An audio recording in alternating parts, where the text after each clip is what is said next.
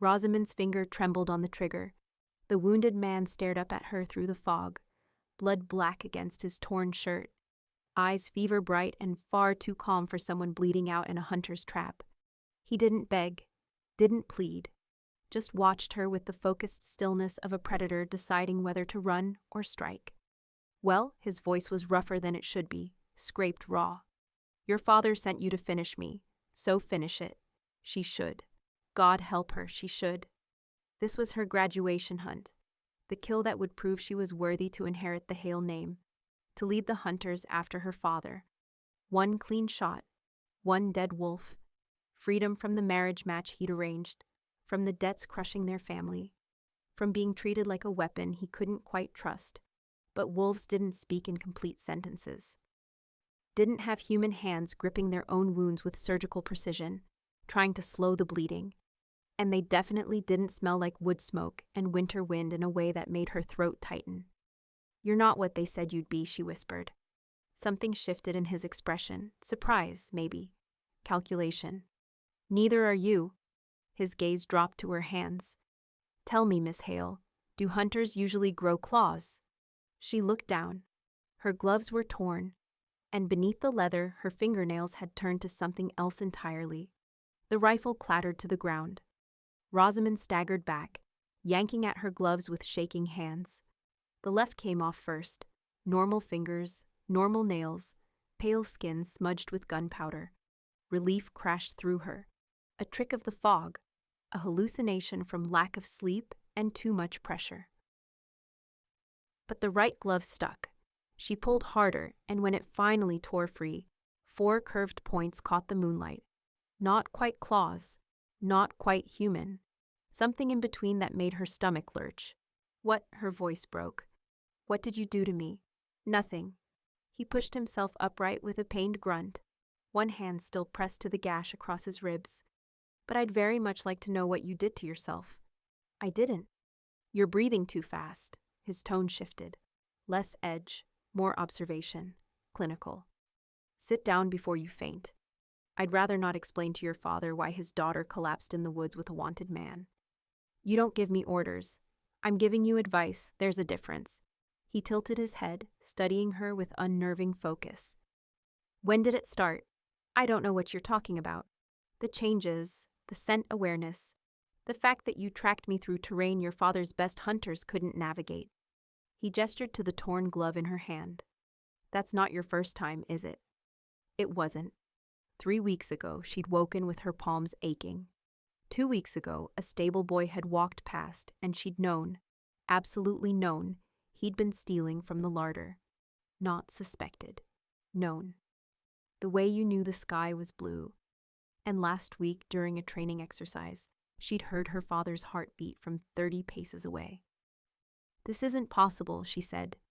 And yet, he shifted his weight, grimaced. We're both standing here having this conversation. The wound. She should leave him to die, should call for her father, should do anything except what her hands were already doing, reaching for the field kit at her belt. Don't move, his eyebrows rose. You're helping me? Shut up. She knelt beside him, fingers steady now with purpose. Training overrode panic. Bandaging was bandaging. Whether the patient was human or she wouldn't think about that. The gash was deep but clean. Trap steel, not another animal's claws. She packed it with moss from her kit, wrapped it tight with linen strips that would hold for an hour if he didn't do anything stupid. You're good at this, he said quietly. I'm good at a lot of things. Most of them involve killing your kind. My kind. Something like amusement flickered across his face. Tell me, what exactly do you think I am? She met his eyes. They were gray in the lamplight. Utterly human. Utterly wrong. A monster my father would burn the forest to destroy. Close enough. He tested the bandage, nodded once. You've bought me an hour, maybe 2 if I'm lucky. Then run. Can't. The trap broke 2 ribs. I'll make it half a mile before the pain drops me. His gaze sharpened. But you could help with that too. I've done enough. Have you? He leaned forward, and suddenly the space between them felt electric, charged with something she had no name for. Because the moment you pulled that trigger, or didn't, You made a choice. Your father will know. Hunters always know when their weapons hesitate. Her throat went dry. He was right. Her father had sent her alone as a test, yes. But he'd also positioned 2 of his best trackers in the outer perimeter. Insurance, verification. They'd heard the silence where a gunshot should have been. How long do I have, she asked. Before they come looking. 10 minutes, maybe 15 if the fog holds. He pushed himself to his feet with a hiss of pain. Before you have to decide what you are, that's a longer conversation. I know what I am. Do you? His voice dropped, rough silk in the darkness. Because I can hear your heartbeat, Miss Hale, and it doesn't sound human. She wanted to argue, wanted to shove him away from her and run back to the lodge and pretend this night had never happened. Instead, she heard herself say, "There's a shepherd's hut 2 miles north. Stone foundation, thatched roof, door faces east. No one uses it this time of year. You're giving me a safe house. I'm giving you a chance to disappear before my father starts a war." She picked up her rifle, checked the chamber out of habit. Take it or don't. I don't care. Liar. The word landed like a physical touch. You care, he continued. That's why you're terrified. That's why you can't stop looking at your hands. He stepped closer, moving like water despite the injury. And that's why you're about to do something extraordinarily dangerous. What? Lead them away from me. Her pulse jumped. They'll know I'm lying. Not if you give them something else to track. He pulled a knife from his boot, a wicked thing, half the length of her forearm, and drew it across his own palm without flinching. Blood welled dark and fast. Take this. Leave a trail heading southeast. There's a ravine about a mile out. They'll think I fell. Buy me time to reach your hut. She stared at the blood pooling in his hand, at the knife he was offering her, at the absolute lunacy of what he was suggesting. Why would I do that? Because 10 minutes ago, you looked at your hands and realized everything you thought you knew about yourself was wrong. His gray eyes caught hers and held. And because somewhere deep down, you already know what I'm going to tell you when we meet again. We're not meeting again. Yes, he said softly, we are. Then he was gone, melting into the fog like smoke, moving far too fast for someone with broken ribs and a gashed side. Rosamond stood alone in the clearing, with blood cooling on the knife in her hand, and the sound of her father's hunting horn echoing through the trees. She had 3 choices. Drop the knife, go home, confess her failure and accept whatever punishment came, keep the knife, create the false trail, lie to her father's face. Or run after the wounded man and demand answers about the claws still hiding beneath her skin. The horn sounded again. Closer now. She chose the lie. The trail took 20 minutes to lay. Blood on branches, scuff marks in the mud, a torn piece of fabric, her own petticoat, sacrificed to the deception, snagged on thorns near the ravine's edge. She was breathing hard when she finally turned back toward the lodge, rehearsing her story. She'd tracked the creature, cornered it. It had fought, fled, fallen. She'd checked the ravine, but the drop was too steep, too dark. She'd need daylight and rope to confirm the kill. It was plausible, barely. Her father would question her, probably drag her back to the ravine at first light. But by then the fog would have washed away the finer details, and the wounded man would be long gone. If he survived the night, if infection didn't set in, if— Rosamond, she flinched. Her father's voice, sharp with authority and something that might have been concern if he were capable of such softness. Silas Hale emerged from the mist, with 2 hunters flanking him. Rifles ready, eyes scanning the forest like they expected hell itself to leap from the shadows. Father, she kept her voice level. Daughter of a hunter, not a girl who'd just committed treason. I lost it, his face hardened. Explain, she did. Every word of the lie tasted like copper, but she delivered it cleanly. Tracked, cornered, fought, fled, ravine. Her father listened without interrupting, his expression carved from granite in the lamplight. When she finished, he turned to the nearest hunter. Check the ravine. Take dogs if the fog lifts. Sir? The man vanished into the darkness. Silas turned back to Rosamond. studied her in a way that made her skin crawl. Not suspicious, exactly, but not convinced either. "You're bleeding," he said. She glanced down. The knife. She'd forgotten to clean the blood off her hands. "It fought back," she said. "Claws. Let me see." She held out her hands. The right one still ached where the not-quite claws had emerged, but they'd retracted while she was laying the trail, leaving only normal human nails and a faint burning sensation deep in the bone. Her father examined her palms, turned them over, checked her wrists for deeper cuts. "You'll live," he released her hands, "but you failed the hunt." "I know." "Do you?" His voice went cold. "This was your chance to prove yourself, to show me you could lead after I'm gone, to secure your future." He gestured back toward the lodge. "Instead, you come back empty-handed with a story about a ravine that may or may not hold a corpse. I'll verify it at dawn. You'll do nothing." He stepped closer, and she hated how small he could make her feel with just proximity. "Magistrate Sloane's son arrives tomorrow evening. You will wear the blue dress. You will smile. You will accept his courtship. Father, this isn't a debate. We are months away from losing this estate. The contracts are drying up because the gentry think we're too brutal, too old-fashioned." His mouth twisted.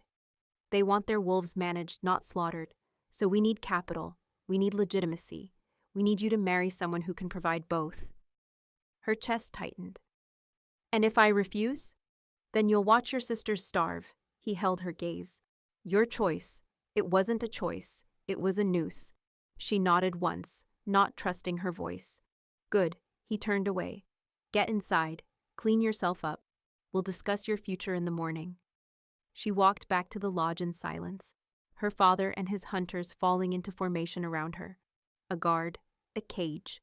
And with every step, she felt the ache in her right hand growing stronger. She dreamed of running, not fleeing, running.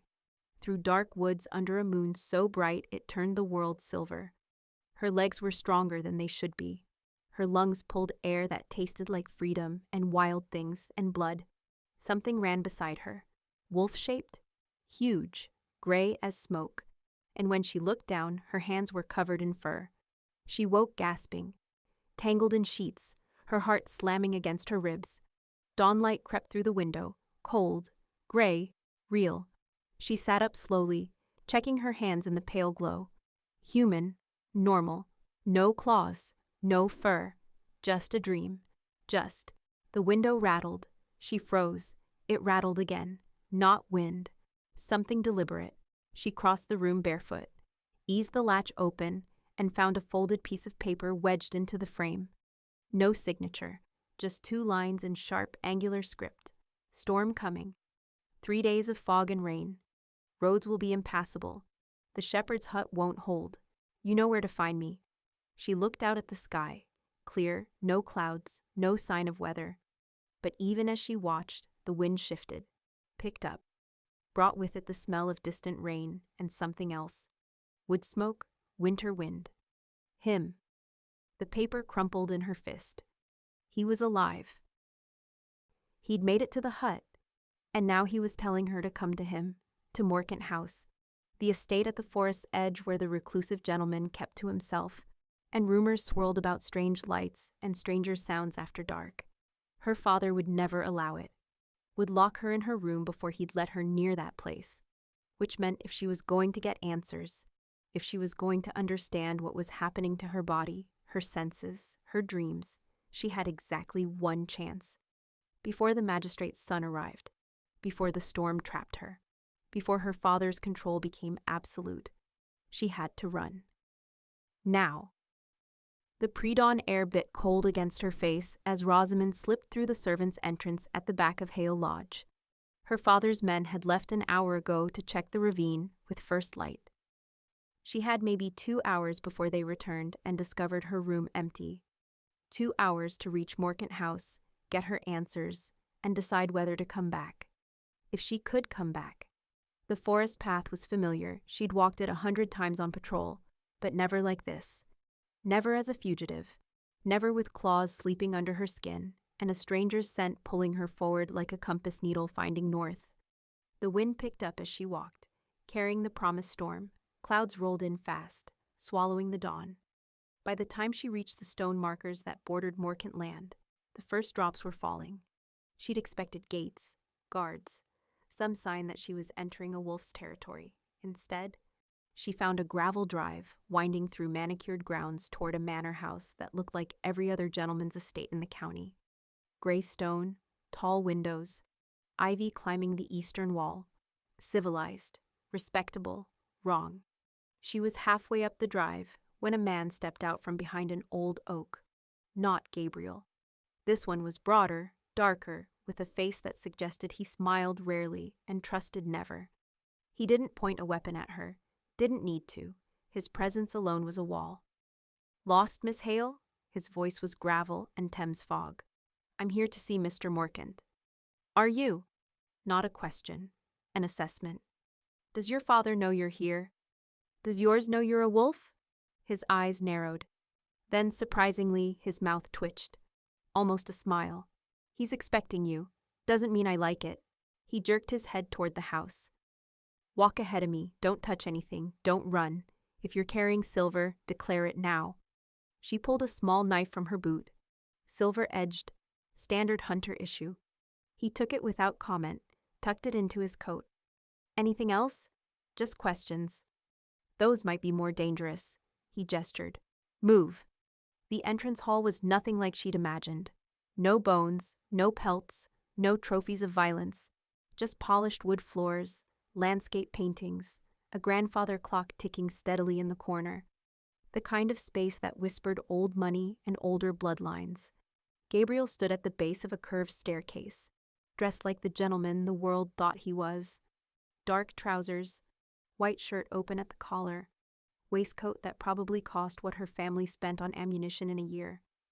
He looked better than he had any right to. The wound should have slowed him, should have left him pale and shaking. Instead, he looked like a man who'd never been hurt in his life. "You came," he said. "You didn't give me a choice. I gave you a note. You made the choice." His gaze flicked to the man behind her. "Thank you, Bram. That will be all." "You sure about this?" Bram's skepticism was a living thing. "Quite sure," Bram grunted, shot Rosamond a look that promised consequences if she tried anything stupid, and disappeared down a side corridor. Silence settled, thicker than it should be. Gabriel descended the last 3 steps, stopped just outside her personal space, close enough that she could smell him again, wood smoke and something wilder underneath. "How's the wound?" she asked. "Healing. Broken ribs don't heal in one night. They do if you're not entirely human." He tilted his head. "You ran from your father. Why?" "You know why. Say it anyway." Her hands curled into fists. The right one still ached. "Because I need to know what I am. Because my father wants to marry me off to a man I don't know to pay debts I didn't create. Because last night I grew claws, and this morning I could smell a storm coming from 10 miles away." Her voice cracked. "Because I'm terrified, and you're the only person who might have answers." Thunder rumbled. Closer now. Gabriel's expression shifted. Less guarded. "Come with me." He led her to a library that could have swallowed Hale Lodge's entire first floor. Shelves stretched to the ceiling. Leather-bound volumes, maps, scientific instruments that looked expensive and arcane.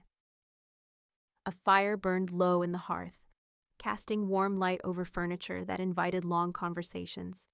This was a room built for thinking, for strategy. She'd expected a lair. She'd found a scholar's retreat. "Sit," Gabriel said, gesturing to a chair near the fire. "I'd rather stand. You've walked 4 miles in the dark, and you're about to collapse. Sit." She sat. Hated that he was right. He poured something amber from a crystal decanter, held it out. "Drink. Is it poisoned? If I wanted you dead, I'd have let your father find you in the woods." He pressed the glass into her hand. "It's brandy. You're shaking." She was. She drank. The brandy burned all the way down, but the warmth helped, steadied her enough to ask the question that had been clawing at her since dawn. "What am I?" Gabriel settled into the chair across from her. Firelight caught the sharp planes of his face, turned his eyes to smoke and silver. "I don't know yet," he said, "but I can tell you what you're not. You're not fully human. You're not a turned wolf. The transformation doesn't work that way, which leaves two possibilities. Tell me. 1. You have wolf blood in your family line, dormant, surfacing now because of proximity to me or because you've reached the age where it manifests. He paused. 2. Your mother wasn't what your father thought she was. The glass nearly slipped from her hand. Her mother, dead 12 years, buried in the churchyard with full Christian rites, and a stone that called her beloved wife and faithful servant of God. My mother was human, Rosamond said. Are you certain? She never, but she stopped. Because how would she know? She'd been 6 when her mother died, 6 years old and crying at a graveside, while her father stood stone-faced and her sisters wailed. What did a 6-year-old know about bloodlines and secrets? The claws, Gabriel continued. The scent awareness, the tracking skill that exceeds anything your father could have trained into you. Those aren't human traits. They're not even learned skills. They're instinct. Then why now? Why didn't this happen years ago? Proximity. He leaned forward, elbows on his knees. You've been near wolves before, hunting them, tracking them. But you'd never been close to an alpha until 2 nights ago. Never touched one. Never, he stopped. Never what? His eyes met hers. Never saved one. The fire popped. Sparks danced up the chimney. You think I triggered something, she said slowly. By sparing you. I think you made a choice that aligned with your nature instead of your training. And your body responded. He sat back. The question is what you want to do about it. I want it to stop. Liar, the word hit like a slap. You don't want it to stop, Gabriel said quietly. You want to understand it. You want control. There's a difference. He was right. God help her, he was right. She didn't want to go back to being what she was. A weapon. A daughter valued only for her ability to kill and marry well. She wanted. The window exploded. Glass shattered inward. Rosamond threw herself sideways as something dark and heavy crashed through, hit the floor rolling, came up in a crouch. Not human. Not entirely. A wolf, but wrong. Bigger than it should be. Eyes too aware. Lips pulled back from teeth that could take a man's throat out. Bram appeared in the doorway, moved like lightning, but Gabriel was faster. He didn't shift. Didn't need to. He simply stepped between Rosamond and the creature, and the air in the room changed. Pressure, authority, something that made her hindbrain scream submit or run. Out, Gabriel said. One word, absolute command. The wolf thing hesitated, snarled. Now. It bolted. Back through the broken window, into the rain-dark afternoon. Bram was already moving, barking orders to people Rosamond couldn't see. Voices responded, boots on gravel. The organized chaos of a coordinated response. Gabriel turned to her. Are you hurt? No, what was that? A message. His voice had gone cold. Dangerous. Someone wants you dead or wants me distracted. Possibly both. Who? That's what we're going to find out. He crossed to a desk, pulled out a large map, spread it flat. You're good at patterns, at tracking. Prove it. She stood on shaking legs, moved to the desk. The map showed the forest, the moors. Hunter territories marked in red. Other territories, pack lands, she realized, marked in blue and green. Show me where you found kills in the last month, Gabriel said. Any animal attacks, any disappearances, anything your father investigated. She studied the map, pulled memories forward. Here, a shepherd's flock, 20 sheep, all throats torn. Father said it was wolves. When? 3 weeks ago. Mark it. She did. Gabriel handed her a pencil. 2 more, she continued, confidence building. A farmhand attacked near the river. Survived but claimed a massive wolf came out of nowhere, and a merchant's horse found dead on the north road. She marked both. Gabriel stared at the map. His expression shifted. You see it? She did. The 3 locations formed a triangle, and in the center, Morkant House, she whispered. Someone's been staging attacks to draw attention here, to make it look like my pack is out of control. His finger traced the pattern. But look at the timing. All 3 happened on nights when I was away from the territory, when my people couldn't have been responsible. You were being set up. We were being set up. He looked at her. This isn't just about wolves and hunters anymore. Someone wants a war, and they're willing to frame both sides to get it. Thunder cracked directly overhead. The storm had arrived in full. Rain hammered the windows. The broken one let in wind that scattered papers, made the fire gutter. I need to get back, Rosamond said. If my father finds me here. You can't, Bram stood in the doorway, dripping wet. Bridge on the South Road just washed out. North Road's flooding. You're trapped here until the storm passes. Her stomach dropped. How long? 3 days if we're lucky. 3 days. Her father would tear the county apart looking for her. Would assume the worst. He'll think you took me, she said to Gabriel. He'll bring every hunter in the region. Let him try. Gabriel's voice was steel wrapped in silk. You're under my protection now. Anyone who wants to harm you goes through me first. I don't need your protection. You needed it 5 minutes ago when something came through that window. He moved closer. You want answers. You want to understand what's happening to you. I can give you that, but you have to trust me. I don't trust anyone. Good. His mouth curved slightly. That means you'll keep me honest. The wind howled. The fire struggled against the draft.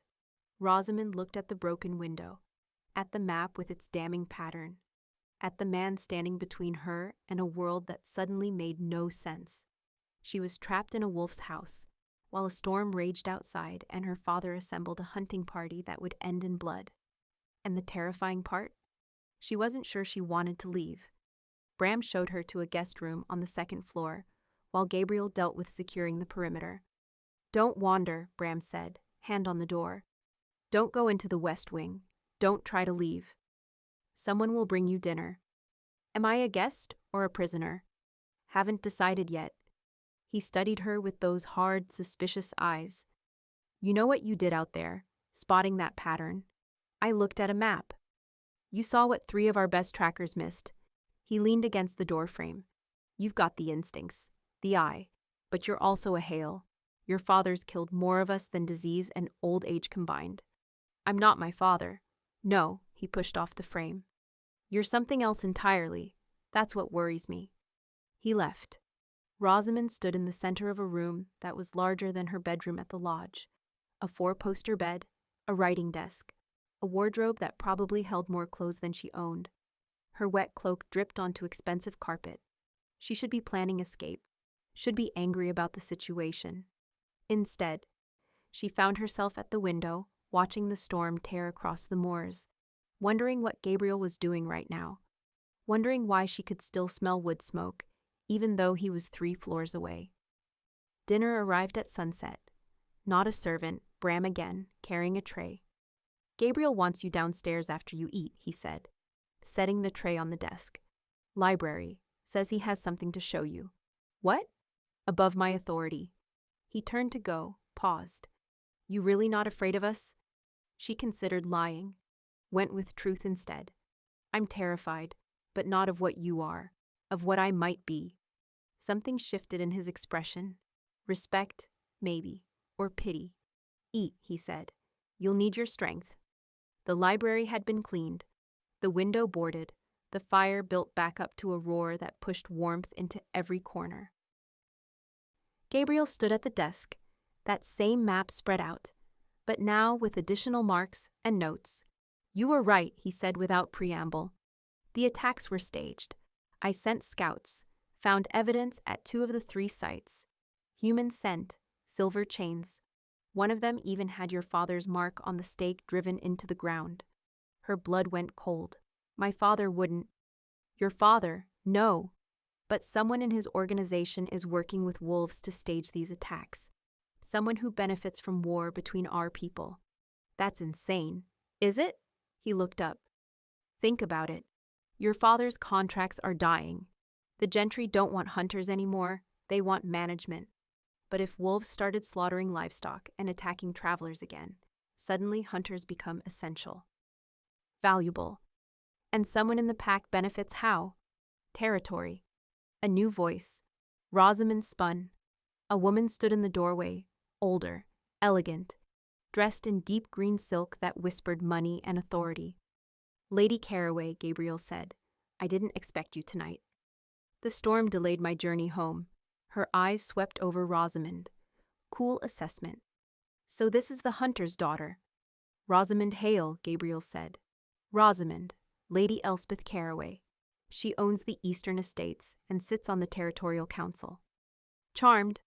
Elspeth's smile was a blade wrapped in velvet. I heard there was excitement earlier. A breach? Handled. And the girl stays because the roads are flooded and she's useful. Useful.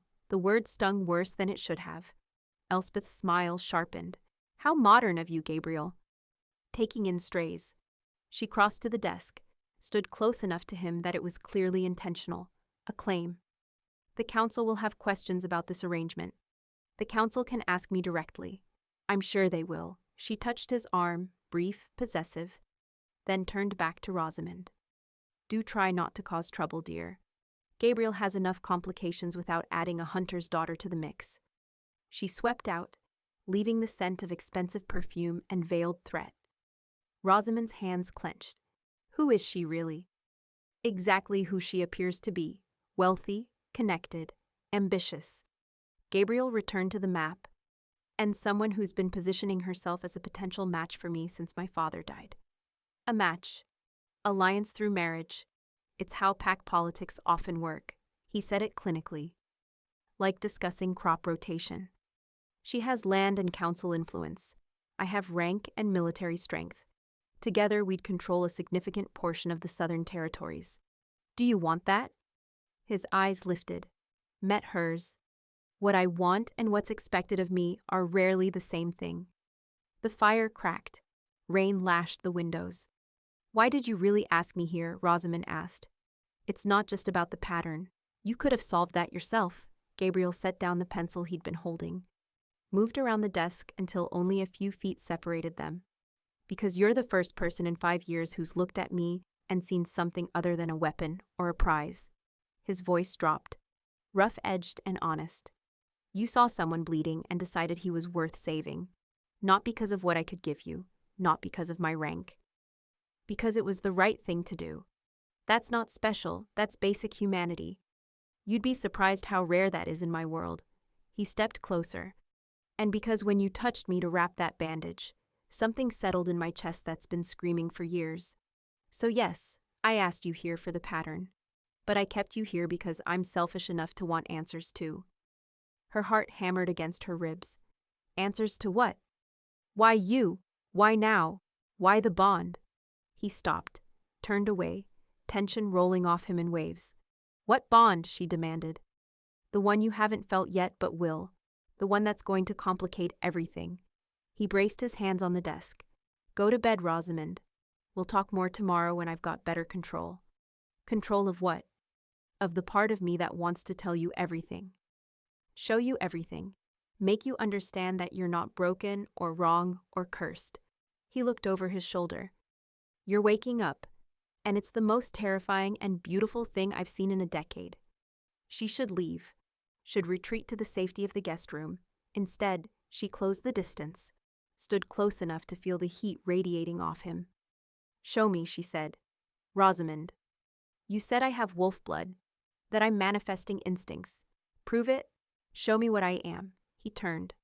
Looked down at her. Something wild flickered behind his eyes. You're asking me to shift. I'm asking you to stop treating me like I'm fragile. She held his gaze. I've seen death. I've dealt it. I can handle whatever you are. For a long moment, he just stared at her, measuring, deciding. Then he nodded once. Tomorrow, first light. I'll show you what we are. But tonight, he reached out, caught her right hand, the one that had grown claws. Let me see it. She let him turn her palm up to the firelight. The skin looked normal, but beneath, the ache persisted. A low burning that never quite stopped. Does it hurt? He asked. Always. His thumb pressed against her palm, right where the claws had emerged. Try to bring them forward. What? You did it once under stress. Try to do it on purpose. Control instead of accident. I don't know how. Yes, you do. Stop thinking. Feel. His hand stayed firm on hers. Anchoring. What did you feel when they came the first time? She closed her eyes, remembered. The gun, the decision, the terror of what she was about to do, and the relief when she couldn't. Fear, she whispered, and relief. Like I was about to do something unforgivable, and something stopped me. That something was you, your instinct overriding your training. His voice dropped, gentle. Feel that again. The part of you that refused to pull the trigger, she breathed. Focused, the ache in her palm intensified. Spread. Heat bloomed up her fingers, and then sharp points pressed against Gabriel's hand. She gasped, tried to pull away, but he held firm. Look. She opened her eyes. 4 curved claws, delicate, deadly, pressing into his palm without breaking the skin. You're doing it, he said, awe and satisfaction in his voice. You're in control. The claws trembled. Her whole hand shook. I can't. Yes, you can. Breathe. Hold it for 5 more seconds. She counted. 1, 2, 3, 4, 5. Then she let go. The claws retracted, smoothly, like they'd always known how to disappear. Her hand was human again. Gabriel released her, stepped back.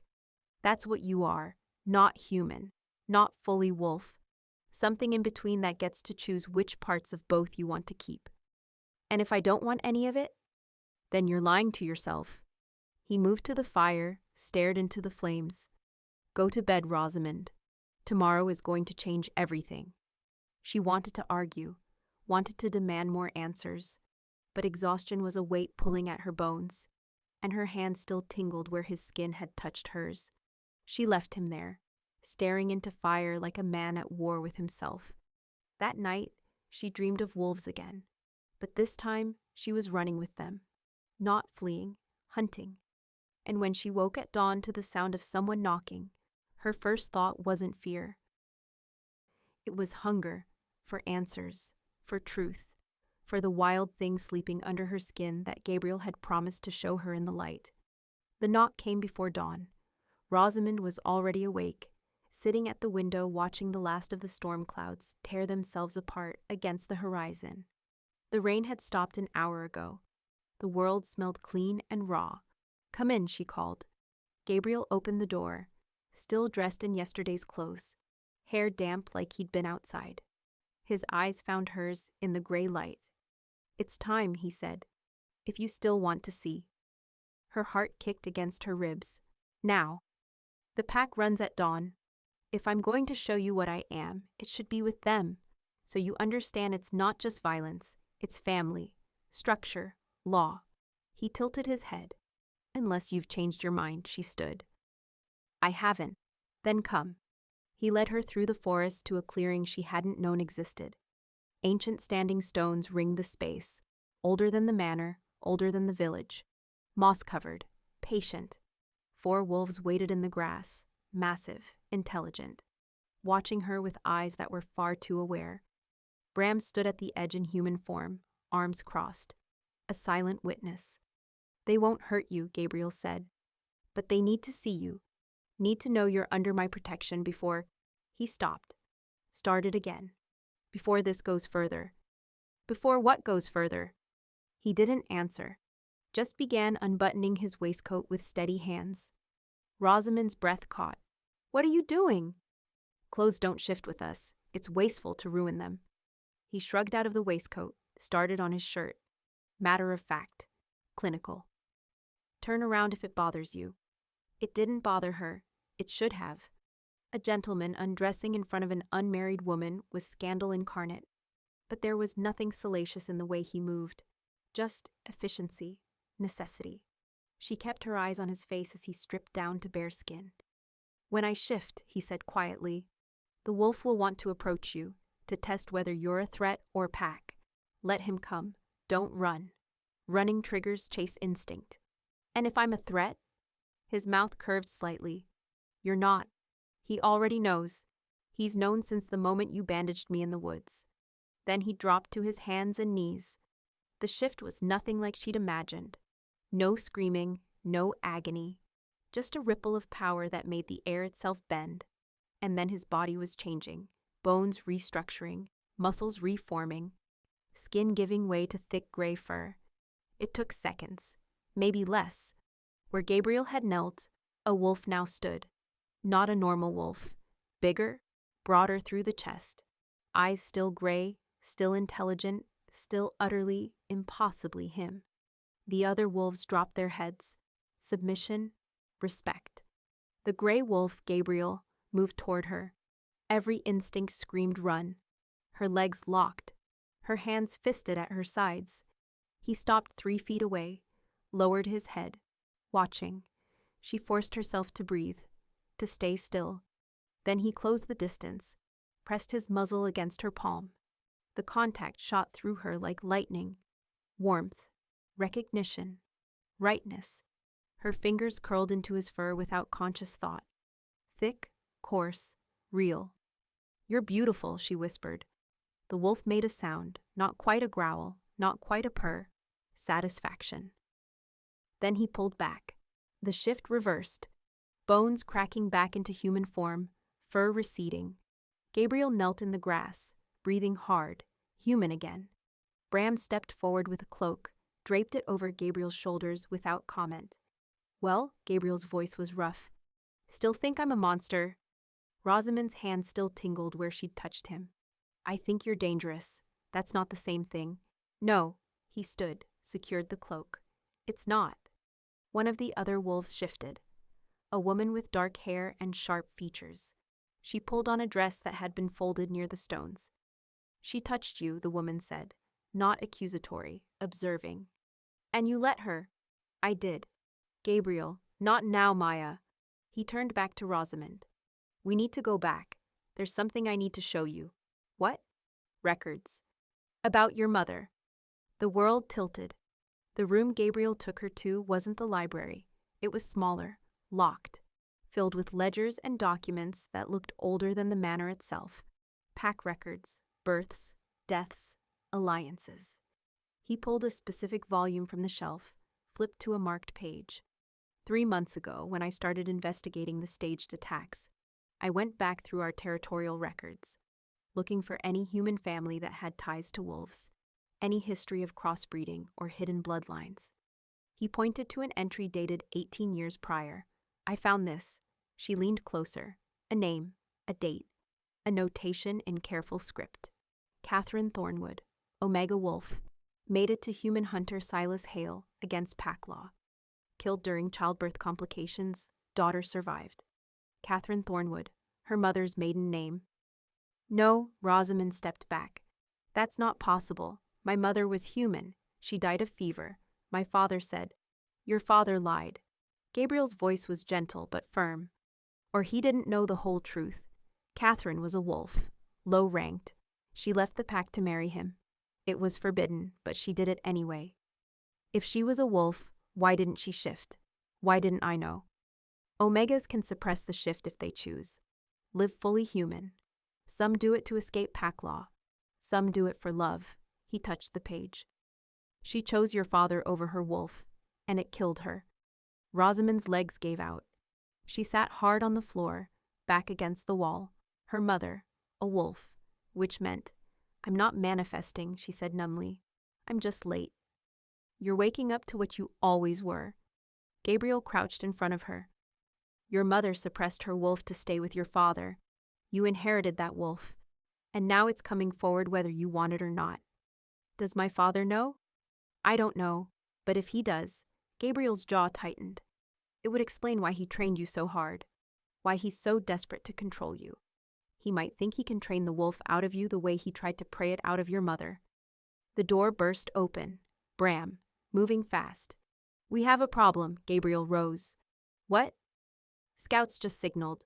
20 hunters, maybe more. Silas Hale is leading them. They'll be at our borders by nightfall." Rosamond's blood turned to ice. Her father, coming here, with an army. "How did he find us so fast?" Gabriel demanded. "He's had trackers on her since she left." Bram's eyes cut to Rosamond. "She led him right to us." The war room? Because that's what it was, she realized. A tactical command center hidden behind a gentleman's study, filled with wolves within minutes. Maya, Bram. 3 others she hadn't met. all watching her with varying degrees of suspicion and hostility. She compromised us, Maya said flatly, whether she meant to or not. I didn't know, Rosamond said. I was careful. I checked. You're a hunter's daughter. Maya leaned across the table. Being careful is what they train you to do. To infiltrate. To betray. That's enough. Gabriel's voice cut through the room like a blade. She's under my protection. She's a liability, Bram countered. And now her father's bringing war to our door. Then we negotiate. Gabriel spread a map across the table. I'll meet with Silas under truce flag. Show him the evidence of the staged attacks. Prove his own people have been working with rogues to frame us. He won't listen, Rosamond said quietly. Everyone turned to look at her. He won't, she repeated. My father doesn't negotiate with wolves. He exterminates them. If you meet him under truce, he'll kill you the moment you're close enough. Then what do you suggest? Gabriel asked. She stared at the map, at the markers showing hunter positions, at the terrain between Hale Lodge and Morcant House. Her father was predictable, always had been. He'd use the same approach routes he always used, set up in the same positions, and he'd bring the same people he always brought, including the ones who were traitors. I can identify them, she said. What? She pointed to the map. The ones working with the rogues. I know my father's people. I know who's been acting strange. Who's had money they shouldn't have. Who's been pushing for more aggressive hunts. Her finger traced a route. If I can get to the lodge before he reaches you, I can find proof. Evidence he can't ignore. Absolutely not. Gabriel's voice went hard. You're not going back there. It's the only way. It's suicide. The moment he sees you, he'll lock you away. Or worse. Not if I'm careful. She met his eyes. You said I'm good at tracking, at seeing patterns. Let me use that. Let me prove my father's been manipulated. If I can show him who the real enemy is, he'll choose the enemy he knows. Gabriel stepped closer. You think proof will change his mind? He's spent 30 years killing wolves. You think one conversation will undo that? I have to try. Her voice broke. He's my father. And those are my sisters in that house. If you fight him, people die. Maybe him, maybe you. Definitely innocents caught between. She straightened. I won't let that happen because I was too afraid to act. Silence fell across the room. She's right, Bram said finally. We need intelligence from inside their camp, and she's the only one who can get it. No. Gabriel's hands fisted. I won't send her into danger. You're not sending me. Rosamond held his gaze. I'm choosing to go. She left an hour later. Gabriel walked her to the forest edge. Didn't speak until they were out of earshot of the manor. This is a mistake, he said. Probably. She checked the satchel Bram had given her, copied documents, evidence of the staged attacks, names of suspected collaborators. But it's mine to make. If anything happens to you, then you'll have done everything you could to stop me, and I'll have ignored it. She tried for a smile, failed. I'm not your responsibility, Gabriel. Yes, you are. He caught her arm, turned her to face him. The moment you spared me in those woods, the moment you touched me and the bond recognized you, you became my responsibility. He stopped, released her. Just come back. I will. Promise me. She shouldn't. Couldn't guarantee anything when she walked into Hale Lodge. But the look in his eyes, desperate and fierce and terrified, undid her. I promise, she whispered. He nodded once, started to turn away. Gabriel, he stopped. If this goes wrong, she said, if my father won't listen and the hunters come anyway, don't kill him, please, no matter what he does. Don't make me choose between you and his blood on your hands. His shoulders tightened. I can't promise that. Try. For a long moment, he just stood there. Then he looked back over his shoulder. Come back to me, he said, and you won't have to choose. Then he was gone, melting into the forest like smoke. Rosamond turned toward Hale Lodge, toward her father, toward the truth that would either save them all or destroy everything. The lodge was exactly as she'd left it, familiar, suffocating. She slipped in through the kitchen entrance. The lock had been broken since she was 12, and no one had bothered fixing it. The house was quiet, too quiet. Her father's study was on the second floor. That's where he'd keep records, contracts, correspondence with whoever was funding the staged attacks. She made it halfway up the stairs before a voice stopped her cold. "I was wondering when you'd come home." Her father stood at the top of the stairs, not angry, not surprised, waiting. "Father," she kept her voice steady, "we need to talk." "Do we?" He descended slowly, each step deliberate. "About where you've been? About the wolf den you've been sleeping in? About the fact that my trackers followed you straight to Morkan's store?" Ice slid down her spine. "It's not what you think." "Isn't it?" He reached the landing, studied her with eyes that held no warmth, no recognition. "You smell like him, like Pack, like animal." "I smell like the truth you've been hiding from me my whole life." She pulled the documents from her satchel. "Mother was a wolf. You knew. You've always known." His face went blank. "Who told you that? Does it matter?" "It's true, isn't it?" For a long moment, he said nothing. Then, "Your mother was weak. She chose animal instinct over human reason. I tried to save her, tried to pray it out of her. She died anyway. She died giving birth to me. She died because she was never meant to breed with our kind." His voice went cold. "And I've spent 18 years making sure you didn't inherit her sickness." "It's not a sickness, it's an abomination." He grabbed her arm, hard enough to bruise. "And I will cut it out of you the same way I should have cut it out of her. Let go of me. You're my daughter, my property until I give you to a husband. And you will marry Magistrate Sloane's son tomorrow, or I will have you committed to an asylum where they will beat the wolf out of you until you're sane again." Terror clawed up her throat. "Father, please." "Guards!" 2 hunters appeared from the side rooms. Men she'd known her whole life, men who looked at her now like she was prey. "Lock her in the cellar," her father ordered. "Double chains, silver if we have it.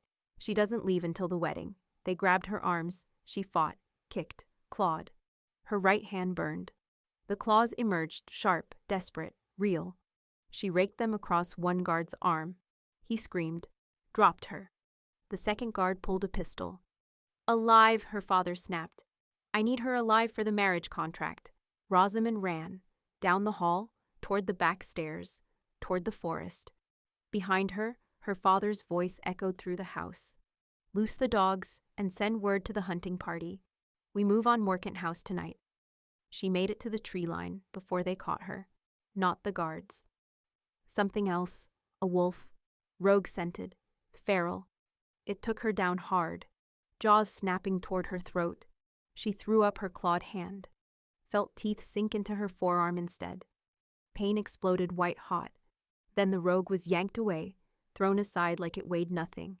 Gabriel stood over her in human form, breathing hard, eyes blazing gold.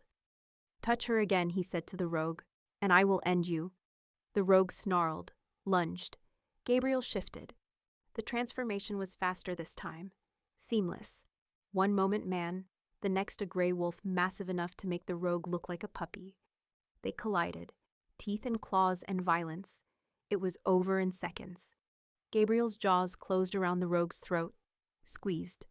The rogue went limp, unconscious, not dead. Gabriel shifted back, checked the rogue's pulse. Alive. Then he turned to Rosamond. She was shaking, blood running down her arm, tears tracking through the dirt on her face. "I'm sorry," she choked out. "I'm so sorry. I failed. He won't listen.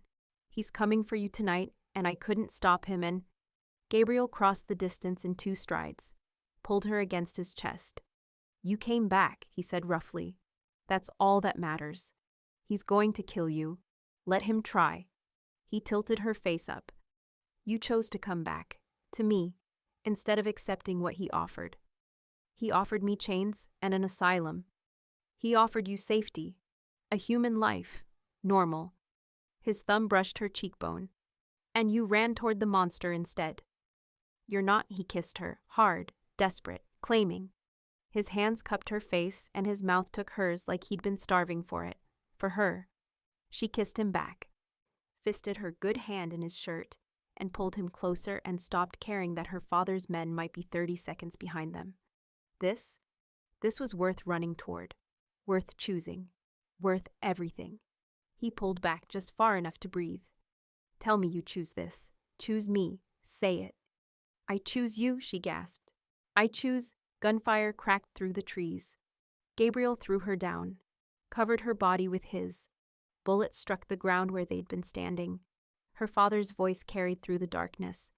Get away from my daughter, monster. Gabriel rose slowly, put himself between Rosamond and the hunters emerging from the shadows. 20 men, maybe more, all armed, all trained. Her father at the front, rifle raised, aimed directly at Gabriel's chest. Last chance, Silas said. Walk away, live, touch her again, and I will end you where you stand. Gabriel didn't move. She's not yours to control anymore. She's my blood. And she chose mine. Rosamond struggled to her feet, stepped out from behind Gabriel, stood beside him instead. Her father's gun shifted, pointed at her. Stand down, Rosamond. Now. No. Her voice shook but held. I won't. Not anymore. Then you're dead to me. His finger moved to the trigger. Both of you. Time stopped. Rosamond stared down the barrel of her father's rifle, the same weapon she'd been trained on since she was 8 years old. The same gun she'd cleaned 1,000 times, loaded, fired, perfected her aim with. Now it was pointed at her heart. Father, her voice came out steady despite the terror clawing at her throat. Please, listen to me. I've listened enough. Silas's finger rested on the trigger. 20 hunters flanked him, weapons raised. You chose an animal over your family, over God, over everything I taught you. You taught me to see patterns, to find truth. She took a half step forward. Gabriel's hand caught her wrist, warning, not restraint. She ignored it. The attacks you've been investigating, they were staged, by rogues working with someone in your own organization. Lies. I have proof. She pulled the documents from her pocket with her free hand. Bloodstained now from the rogue's bite, but still legible. Evidence, names, locations. Someone's been paying to frame Gabriel's pack while using your hunts to cover rogue kills. Silas's eyes narrowed. Give me those. Lower your weapon first. You're not in a position to negotiate. Neither are you. Gabriel's voice cut through the tension like a blade. You're on my territory, outnumbered. Your daughter just offered you proof of a conspiracy, and you're too stubborn to look at it. I don't take orders from monsters.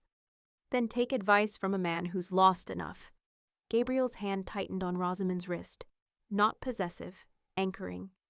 Read the documents. If I'm lying, you can shoot me after. If I'm telling the truth, you owe your daughter an apology. Silence stretched, taut as a bowstring. Then Silas lowered the rifle, slightly. Bring them here. No, Rosamond held her ground. You come here, alone. Leave your men behind. Rosamond, you wanted me to be a hunter? To think strategically? She lifted her chin. Then trust that I wouldn't betray you without cause. Walk forward. Read the evidence. Decide for yourself. For a long moment, her father just stared at her, measuring. Recognizing perhaps the woman she'd become instead of the weapon he'd tried to forge. Then he walked forward, 10 paces, stopped just outside Gabriel's reach. Rosamond handed him the documents. He read in silence. His face went from stone to ash. Tobias Merrick, he said finally. His voice sounded hollow. My second in command for 12 years. He's been taking money from a rogue faction called the Blood Moon Scattered. Gabriel's tone was clinical, professional. They want war between humans and packs, territory chaos. Merrick's been staging kills, planting evidence, escalating tensions. Your hunts gave him cover. Why? Land rights. If your hunters and my pack destroy each other, the Blood Moon move in and claim everything. They've been doing it across 3 territories. Gabriel gestured to the documents. Page 4, contracts. Payments. Dates that match your failed hunts. Silas flipped pages. His hands shook. The shepherd's flock, Rosamond said quietly. The farmhand by the river. The merchant's horse. None of those were Gabriel's wolves. They were Blood Moon rogues. And Merrick made sure you never found the real evidence. Her father's head came up. Where is he now? With your men. Gabriel's eyes flicked to the hunters behind Silas. Third from the left, the one who's been edging toward the trees for the last 30 seconds. Silas spun. Merrick bolted. "Stop him," Silas roared. The hunters moved, but Gabriel was faster. He didn't shift, didn't need to. Just moved with speed no human could match. Intercepted Merrick before he'd made it 5 yards. One hand closed around Merrick's throat, lifted him off the ground. "You set them up," Gabriel said softly. "Dangerously. You used good men to cover your betrayal. How many died because of you?" Merrick clawed at Gabriel's wrist, gasping. The old ways, dying, had to adapt. By murdering innocents, Gabriel's fingers tightened. By turning humans against wolves and wolves against humans? Rosamond saw it. The moment Gabriel's control slipped, the gold bleeding into his eyes, the fury that wanted blood. "Gabriel," she touched his shoulder. "Don't. He deserves justice, not revenge." She stepped closer. "You promised me, no killing." Gabriel's chest heaved. For a terrible moment, she thought he'd refuse. Then he dropped Merrick, let him crumple to the ground, gasping. "Take him," Gabriel said to Silas. "Try him under your laws. I'll testify if needed, but he doesn't die tonight." Silas stared at Gabriel, then at his daughter, then at the broken man wheezing at their feet. "Bind him," Silas ordered his hunters. "Silver chains. He's going before the magistrate." 2 hunters moved forward, secured Merrick with efficiency born of long practice. The forest held its breath. Then the howling started. Not one wolf, dozens, coming fast from the north. Bram appeared at Gabriel's side, breathing hard. "Blood Moon. Full war party. They know Merrick's been caught. They're coming to clean up the evidence." "How many?" Gabriel demanded. 40, maybe 50. Bram's eyes cut to the hunters. "We can't fight them and protect your position." Gabriel's face went cold, calculated. "Then we don't fight them separately." He turned to Silas. "You want to kill monsters tonight? I'll give you real ones. The Blood Moon scattered are rogues. No pack law, no honor, no mercy. They'll slaughter your men and mine if we don't work together." Silas's knuckles went white on his rifle. "You're asking me to fight beside wolves. I'm asking you to save lives. Yours, mine, your daughter's." Gabriel held out his hand. "One night, one battle. We deal with politics after." The howling grew louder, closer. Silas looked at his men, at the forest, at Rosamond standing between him and the wolf who'd saved her life. Then he gripped Gabriel's hand. "One night," he said. "After this, we talk terms." "Agreed." Gabriel turned, raised his voice. "Maya, defensive positions. Protect the hunter's flank. Anyone who breaks formation answers to me." Wolves emerged from the shadows. Maya. Others Rosamond didn't know. They moved with military precision, taking positions, creating a perimeter. Silas barked orders to his hunters. "Silver rounds. Fire on my command. Aim for the big ones first." The 2 groups merged. Wolves and hunters. Natural enemies forced into alliance by a common threat. Rosamond pulled her knife, the one Bram had returned to her earlier. Silver-edged. Familiar weight. Gabriel caught her arm. "No, you stay back. I'm a hunter. You're injured." His eyes dropped to her forearm. The rogue's bite was still bleeding through the makeshift bandage. "And you're the only reason this alliance is holding together. If you die, it falls apart. I'm not helpless, I know." He pulled her close, pressed his forehead to hers. "But I can't fight if I'm worried about you. Please, stay with the wounded. Stay alive." She wanted to argue, wanted to prove she could stand beside him. But the fear in his eyes, raw and desperate, stopped her. "I'll stay," she whispered. "Thank you." He kissed her forehead, quick, fierce. Then he was moving, shouting orders, coordinating with Bram and Maya. The first rogue broke through the tree line, then another, and another. A wave of snarling, feral wolves with eyes that held no intelligence, no control, just hunger and rage. "Fire!" Silas roared. Rifles cracked. Silver bullets tore through the night. 3 rogues dropped. 5, 7. But more kept coming. Gabriel shifted. The transformation was instantaneous. One moment man, the next the massive gray wolf Rosamond had touched in the clearing. He hit the front line like a battering ram. Teeth and claws and controlled violence, not killing, disabling. Throats seized but not torn. Legs broken, shoulders dislocated. He was magnificent, terrifying, beautiful. Maya fought beside him, smaller but faster, using speed where Gabriel used power. The hunters reloaded, fired, reloaded again. It was working. The rogues were being pushed back. Then Rosamond smelled it. Smoke. She spun. The hunter's supply wagon, the one holding ammunition and medical supplies, was burning. A rogue stood beside it, eyes fixed on her. Deliberate, intelligent. Not a mindless killer, a strategist. It lunged. Rosamond threw herself sideways, felt teeth snap closed where her throat had been, hit the ground hard. The rogue came again. She rolled, slashed with her knife, caught it across the muzzle. It yelped, jumped back. But it didn't retreat, just circled, waiting for an opening. She couldn't outrun it, couldn't overpower it, but she could outthink it. She feinted left. It took the bait, lunged. She went right, drove the knife up under its ribs. Not deep enough to kill, deep enough to hurt. It thrashed, knocked her down, pinned her. Jaws descended toward her face. Then it was gone, thrown aside by something bigger. Gabriel's wolf stood over her, breathing hard.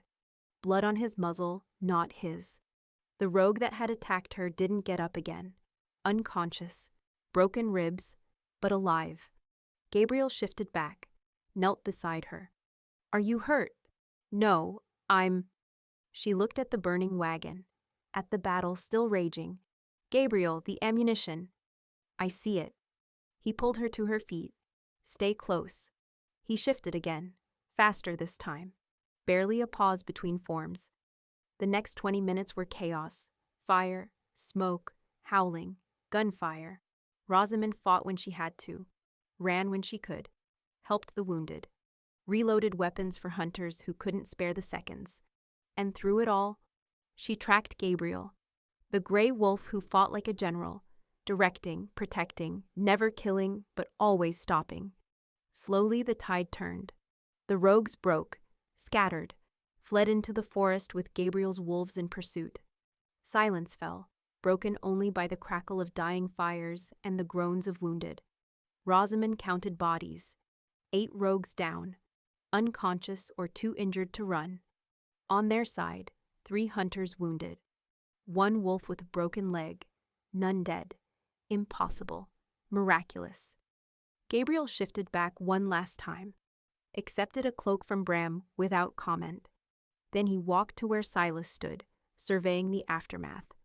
"Your men fought well," Gabriel said. "So did yours." Silas didn't look at him, kept his eyes on the forest. "I've been hunting wolves for 30 years. Never saw them fight like that. Controlled. Strategic. We're not animals, Mr. Hale. We're people. We just happen to have another form. People who can tear a man apart. So can your men, with rifles and traps and silver."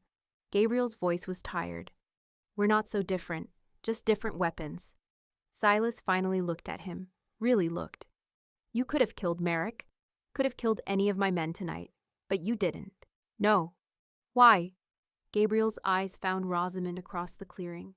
She was bandaging a hunter's arm, her hands steady despite exhaustion. "Because she asked me not to," Gabriel said simply. "And because I'm trying to build something better than an endless cycle of revenge." Silas followed his gaze, watched his daughter work, saw the way she moved, confident, capable, kind. "She's not the girl I raised," he said quietly. "No. She's better." Gabriel turned back to him. "She's brave enough to question what she was taught, strong enough to choose her own path. That's your legacy, Mr. Hale, whether you can accept it or not." Silas was quiet for a long moment. Then, "The marriage contract with Magistrate Sloane's son. I'll break it. She can choose her own husband. She's choosing not to be property at all. That's not how the world works. Then maybe the world needs to change." Gabriel's voice was steel wrapped in silk. Your daughter saved both our people tonight by being exactly who she is. If you can't honor that, you don't deserve her. Silas's hands fisted. You're asking me to let her go. I'm asking you to let her choose. There's a difference. Rosamond appeared beside them, breathing hard. Blood and soot smudged her face. The wounded are stable, she reported. We'll need to move them before dawn. Some to the manor, some to the lodge. Both men stared at her. What? She asked. You're giving orders, her father said. Someone has to. She met his eyes. You taught me to lead, to assess a situation and act. That's what I'm doing. Silas looked at her. Really looked. Saw the woman she'd become. Your mother would be proud, he said finally. Rosamond's breath caught. You never talk about her. I know, his voice roughened. I should have told you what she was, what you might become, but I was afraid. Of what? Of losing you the way I lost her. He turned away, shoulders tight. I'll honor the alliance. Tonight proved we're stronger together. But I can't. He stopped. Started again. I can't stay here, can't watch you choose him. Father. It's not a rejection. It's... He looked back at her, pain etched deep in his face. It's letting you go, because you were right. I don't own you. Never did. He walked away, back to his men, back to the life he understood. Rosamond watched him go, tears burning her eyes. Gabriel's hand found hers. You can go after him. No. She squeezed his fingers. He needs time. We both do. But I made my choice. You're sure? I've never been more sure of anything. The manor was chaos, wounded being tended. Wolves and hunters eyeing each other with wary respect. Maya coordinating food and blankets with brutal efficiency. Gabriel pulled Rosamond aside, into a small parlor away from the noise. Your arm, he said, gesturing to the bandage. Let me see it. She unwrapped it slowly. The bite was deep but clean. Already healing faster than it should. Gabriel's fingers traced the edges, gentle. You're healing like one of us. The wolf blood. Waking up. He looked up at her. Rosamond. What happened tonight? Working together, fighting together, that can't be undone. You saw what's possible. I know. But you also saw what it costs. The violence, the danger, the fact that you'll never be fully human again. His voice dropped. I need you to understand what you're choosing. Not just me. This life. This world. She cupped his face, felt the rasp of stubble against her palm. I know what I'm choosing. Tell me. Purpose. Partnership. A place where what I am isn't a curse or a weapon. Her thumb brushed his cheekbone. You. He closed his eyes. I don't deserve you. Good thing it's not about deserving. She leaned closer. It's about choosing. And I choose you, all of you. The wolf and the man and the leader who fights for something better. Rosamond as she kissed him. Not the desperate, interrupted kiss from the forest. This was deliberate, claiming. Her hand slid into his hair and pulled him down, and she kissed him like she'd been wanting to for days. He made a sound, half growl, half groan, and kissed her back. His hands found her waist, pulled her flush against him. The kiss deepened, turned hungry. She nipped his lower lip, felt him shudder. Bed, he muttered against her mouth. We should, before I forget we're in a parlor with 50 people outside. Yes. He took her hand, led her up the stairs, past the guest room she'd been using, to his private chambers, the door locked behind them. Gabriel's room was simpler than she'd expected. A large bed, a wardrobe.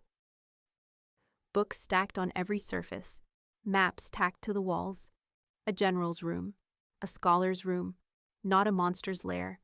He stood by the bed, watching her. We don't have to, if you're not ready. She crossed to him, started unbuttoning his shirt. I'm ready. Your father would call this ruin. My father doesn't get a say anymore. She pushed the shirt off his shoulders, traced the scar on his ribs where her bandage had been. I'm choosing this. Choosing you. No one else's opinion matters. He caught her hands, brought them to his mouth, kissed her knuckles. I love you. The words landed like lightning. What? She breathed. I love you. Your courage, your mind. The way you see patterns others miss. The fact that you touched my wolf and called him beautiful. His gray eyes held hers. I love you, Rosamund Hale. And I need you to know that before we go any further. Tears pricked her eyes. I love you too. His control snapped. He kissed her hard, walked her backward until her legs hit the bed, laid her down with surprising gentleness, despite the urgency in every line of his body. She pulled him down, wrapped her legs around his waist, and kissed him until they were both gasping. His hands found the laces of her dress. Tell me to stop if you want to stop. I won't want to stop. Rosamund, I want this. Want you. All of it. She arched against him. Please, he groaned. You're going to kill me. Good thing you heal fast. He laughed. Actually laughed, then kissed her again. His hands were reverent, careful, mapping every inch of skin as he slowly unlaced her dress. She helped, impatient, until she was down to her shift and he was breathing like he'd run miles. Beautiful, he murmured. You're so... She pulled him down into another kiss, let her hands explore the planes of his chest, the muscles of his back, the tension coiling through him. He kissed her throat, her collarbone, the curve of her shoulder. Gabriel, I know. His voice was ragged. I know. He stripped off the rest of his clothes, helped her with the shift. And then there was nothing between them but skin and wine, and the bone-deep rightness of finally being together. The first time he slid inside her, she gasped. Not pain, just fullness, completion. He stilled. Okay? Perfect. She rolled her hips. Move. He did. Slow at first, letting her adjust, then faster as she urged him on with hands and hips and breathless demands. The world narrowed to this, his body moving with hers, his mouth on her skin, the building pressure that coiled tighter and tighter until she shattered. He followed her over, her name on his lips like a prayer. After, they lay tangled together, his hand tracing lazy patterns on her hip. Stay with me, he said quietly. Not just tonight. Build this alliance, bridge the gap between our worlds. As what? Your mistress? As my partner. My Luna, if you want the title. My equal in every way that matters. He propped himself up on one elbow. I know it's fast. I know you just broke free of one cage. I'm not asking you to enter another. What are you asking? For time, to see if this, he gestured between them, can become something lasting, something that changes both our worlds. She traced the scar on his ribs. The one she'd bandaged, the one that had started everything. I already know, she said. Know what? That I want this. Want you. Want to build something better. She met his eyes. Yes. Yes? To all of it. Partner, Luna, bridge between worlds, whatever we call it, yes. He kissed her, slow, deep, reverent. I love you, he whispered. I love you too. Outside, the night finally gave way to dawn. The storm was over, the battle was won. And in Gabriel's arms, Rosamund finally felt like she'd come home. 3 months later, the treaty hall was packed. Wolves and hunters sat on opposite sides of the long table. Territorial council members, magistrates, even Lady Elspeth Carraway, who'd made one last play for Gabriel's hand before graciously accepting defeat. Rosamund stood at Gabriel's side, dressed in deep blue silk that marked her as Luna without the need for words. Silas sat at the far end. They'd spoken twice since that night, stiff conversations, healing slowly, but he'd shown up. That was something. The Blood Moon Scattered have been dismantled, Gabriel announced. 30 rogues captured, 20 more in exile. Their leaders face trial under pack law. And Merrick? One of the magistrates asked. Convicted of conspiracy, 20 years in prison. Silas's voice was flat. No death penalty, per the terms of the Alliance. The Alliance also includes joint patrols, Rosamund added. Wolves and hunters working together to prevent rogue activity. We've had 0 incidents in 3 months. Because you're keeping them in line, a hunter muttered. Because we're all keeping each other in line, she corrected. Accountability works both ways. The discussions continued. Trade agreements, territorial boundaries, dispute resolution protocols. Boring, necessary, revolutionary. When it finally ended, Rosamond found her father outside. "You did well in there," Silas said. "You taught me. I taught you to hunt. You learned diplomacy on your own." He almost smiled. "Your mother would be proud. You said that before. I meant it." He turned to face her. "I'm trying, Rosamond, to understand, to accept. It's not easy. I know. But I see what you've built, the alliance, the peace, and I see that you're happy." He reached out, hesitated, then gently touched her shoulder. "That's what matters." Tears burned her eyes. "Thank you. Don't thank me yet. I still think he's dangerous." "He is. So am I." She smiled through the tears. "That's why we work." Silas nodded, awkward, then walked away. Gabriel appeared at her side. "You all right?" "Yes." She leaned into him. "We're getting there." "Good." He kissed her temple. "Ready to go home?" Home.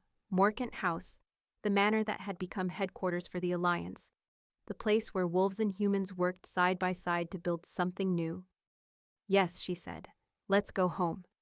They walked together through the streets, past people who nodded in respect, past shops that served both human and pack, past a world that was slowly, painfully, learning to change. And when they reached the manor, when Gabriel pulled her close and kissed her under the old oak where she'd first seen him shift, Rosamond knew with absolute certainty she'd made the right choice, not just in loving him, but in choosing to be exactly who she was. Hunter, wolf, bridge, Luna, all of it, everything, free.